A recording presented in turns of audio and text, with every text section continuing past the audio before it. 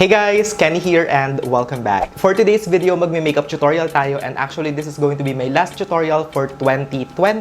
That's why super excited ako. And today nga sa video na to ang gagawin ko or i-share sa inyo is a quick makeup look na pwede nyo gamitin ngayong New Year's Eve. And what's good about this makeup look is number one, it's very easy to recreate, affordable and locally available yung mga products na gagamitin ko of course, and also very long lasting. Kaya ayun guys, for those of you na merong event tomorrow, New Year's Eve, and naghahanap kayo ng quick makeup look na pwede nyo gawin and yung talagang maglalast all throughout the day. Hopefully magustuhan nyo yung makeup look na i-share ko sa video na to. Actually, halos lahat ng mga gagamitin ko sa video na to are like less than 300, but yung pinaka-expensive lang is yung base and yung primer. But I swear guys, super worth it. So yun, papakita ko na lang later. Off-cam na ako nagkilay to save time and actually ang ginawa ko lang naman is nag-brow soap ako tapos ginamitan ko siya ng ABH na pomade and itong aking Strokes Beauty na microblade something pen. Ganito yung itsura niya kapag sinwatch and basically ang ginawa ko dito is nilagay ko lang siya sa mga parts ng kilay ko na bald or walang hair. Like dito sa part na to guys, since hindi ganun kakapal yung kilay ko dito, nilagyan ko siya ng konti. For moisturizer today, ang gagamitin ko sa video na to is the moisturizer ng bayan. I Wait Korea Aqua Moisturizer. Of course, you can use whatever you want. Kung ano yung meron kayo, it doesn't really matter. Tsaka iba-iba naman tayo ng skin types, diba? Ayan, i-massage lang natin siya sa face. And sa neck, maglagay din tayo ng konti. And sa gilid ng ilong. Tsaka sa forehead, of course, huwag natin kalimutan. Kung lalabas kayo or kaya naman mag-iihaw kayo sa tapat ng bahay nyo ng tanghali, tapos naka-full makeup kayo, I suggest na mag-sunscreen kayo. But since hindi naman ako lalabas and tutorial lang to, skip na natin siya. Hey guys! So I am currently editing the video and hindi ko pala nasama yung part na nilalagay ko yung primer sa face ko. But yung ginamit ko is the Revlon Prime Plus Mattifying and Pore Reducing Primer and super nice nun guys kasi talagang long-lasting yung makeup kapag ayun yung ginagamit and nafe-feel in yung pores.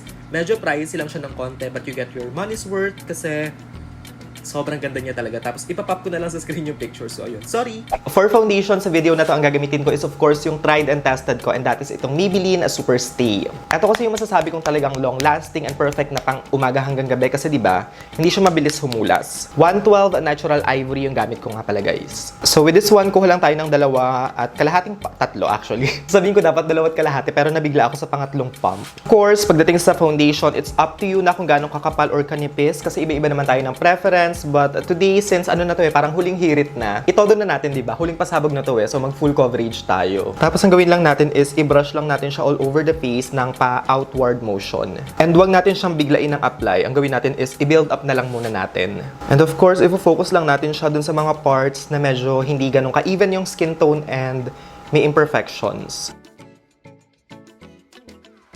And then, with whatever's left, idrag lang natin siya sa neck para magpantay yung kulay. So, using a damp sponge na merong konting foundation, i-blend pa siya natin ng konti para masiguro natin walang streakiness and sobrang nice talaga ng pagkaka-blend. For concealer today, I'm just gonna use one of my trusted concealers and yung go-to ko. And that is itong L'Oreal Infallible Full Wear and yung shade na to is Cashmere. Pero baka haluan ko to mamaya guys, let's see. And alam niyo na to guys, i-focus lang natin siya sa under eye. Gagawa lang tayo ng parang triangle. Ayan, ganyan lang. Dito din sa chin, maglagay tayo ng konti, tip ng nose, and sa forehead.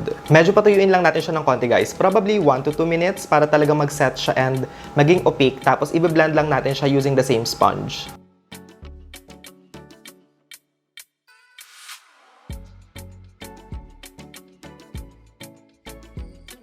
Para iset yung mga part na merong concealer, ang gagamitin natin is ang powder ng bayan.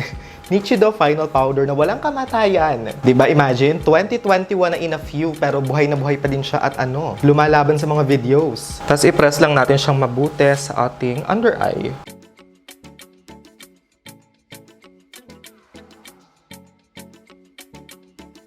Para sa parts na wala pang powder, ang gagamitin ko is itong Maybelline Super Stay Powder Foundation in 115 Ivory. By the way guys, this part is optional. You don't have to do this. Gusto ko lang mag full coverage today kaya nag-add pa ako. But of course, pwede naman kahit yung loose powder lang. Para naman ibalik yung kulay sa ating face, ang gagamitin ko sa video na to is itong Revlon Skin Lights Bronzer in the shade 115 Sun-Kissed Beam. And ganito siya. One of the best bronzers na nasubukan ko ever in my life, I swear.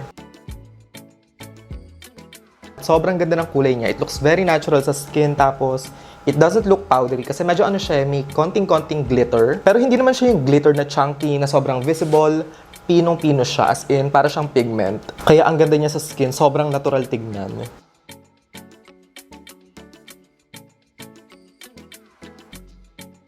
For my nose contour, ang gagamitin ko is the Ara Colors na Hollywood Shade and Glow Duo. Sobrang bet na bet ko yung contour dito, guys. I wish wala siyang kasamang highlight kasi hindi ko nagagamit eh. Pero yung nose contour, super on point nung kulay, guys. Ang ganda.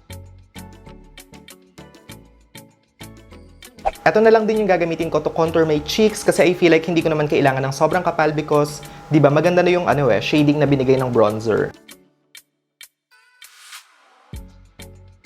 I-bake din natin siya ng konti para gawing mas sharp and kitang-kita talaga yung contour.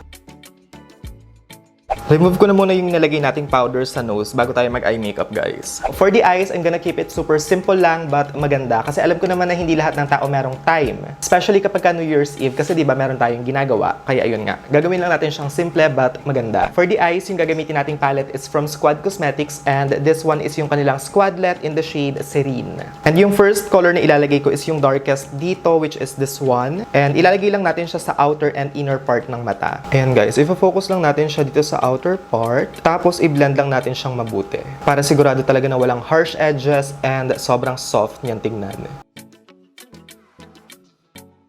Sa inner part, same process lang din. But this time, mas maliit na brush. Tapos yan, guys, ang gawin natin is i-build up lang natin yung eyeshadow para medyo maging intense pa ng konti. Especially yung medyo close sa lash line. See that, di ba? Super nice yung tingnan. Tapos, you know what, guys? Medyo i-wing din natin siya para mas magandang tingnan.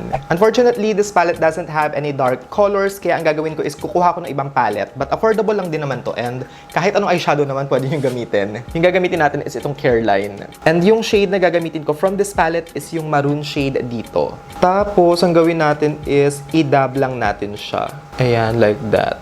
Medyo lang talaga para magkaroon ng depth, kaya hinaluan natin siya ng ibang color. Tapos, same sa kanina, i-build up lang natin siya hanggang sa ma-achieve natin yung gusto nating intensity or pagka-dark nung kulay. Of course, sa inner corner, wag natin kalimutan. See that, di ba? Mas maganda na siyang tingnan compared kanina. Meron na siyang dimension and depth. Para sa center ng lid, babalik lang ako dito sa Squadlet palette in Serene. Tapos kunin lang natin tong shade na to. Super nice na to. And kapag nilagay sa lid, sobrang on point. By the way, hindi nga pala basa yung brush na gamit ko. So, ayun. Heads up lang. But anyway, ayan guys. Ang gawin natin is i-focus lang natin siya sa center. See that? Diba? Ang ganda niya. Tapos, with whatever's left, ang gawin natin is medyo ikalat pa natin siya. Para hindi naman mukhang straight lang siyang nasa gitna. For my lower lash line, yung first color na gagamitin ko is this one, yung first color. Para lang gawing medyo diffused ng konti. Tapos guys, make sure lang na i-connect nyo siya dito sa part na to para walang gap. And sobrang seamless talaga nung transition. Eye makeup is actually almost complete. Ang kailangan ko na lang is maglagay ng mascara, eyeliner, and falsies. Then after nun, okay na siya. And to save time, as always, off-cam ko na siya tatapusin. For blush, yung napili kong gamitin for my collection is from Focallure and eto yung kanilang monochromatic blush duo in the shade 03 Rose Flamingo. So, dalawang shade yung meron dito, guys. And ang gagawin natin is ipag-mix natin sila. Sobrang pigmented nito, guys, kaya you have to be careful. Kaya ito, binabrush ko pa sa likod ng kamay. Anyway, so with this one, ilalagay lang natin siya sa apple ng cheeks. See that, diba? Sobrang nice nung kulay niya kasi ang fresh lang tapos very subtle. It looks natural. Para naman i-highlight yung highest points ng aking face, ang gagamitin ko is the EB Advanced Glow Out Highlighter in Spotlight. This is my tried and tested. Super love na love ko to kaya eto na lang yung gamitin natin. Tsaka long lasting din kasi to kaya maganda talaga siyang gamitin especially kapag ka-events since hindi siya mabilis mabura or humulas.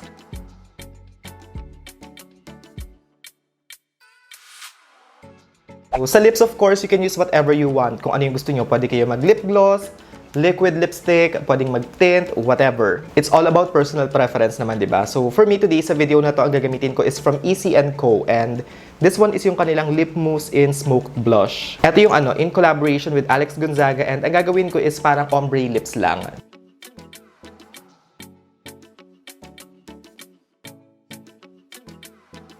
After this, maglalagay tayo ng lip oil para gawin siyang mas plump or glossy. And yung i-apply ko is from the Love Marie X Happy Skin Collab. And this one is yung clear na lip treatment oil. I-dab lang natin siya.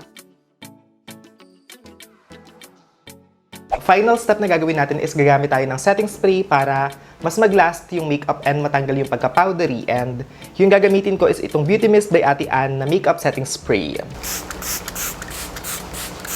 And here you have it. This is the completed look.